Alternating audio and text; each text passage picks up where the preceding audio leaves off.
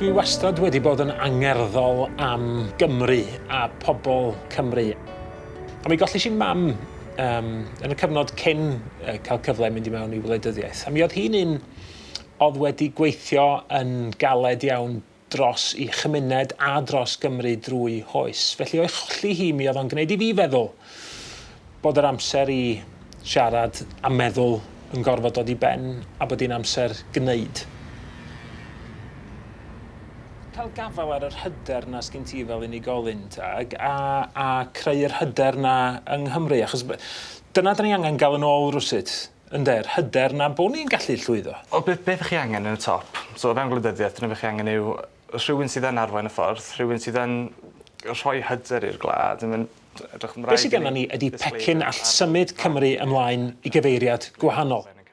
I fuddsoddi mewn is-adeiledd, yn cynnwys trafnidiaeth ac is-adeiledd digidol. Newydd, heb ormod o risg, a dyna beth oedd neis i weld, yna lot o balans neis na o cymryd risg.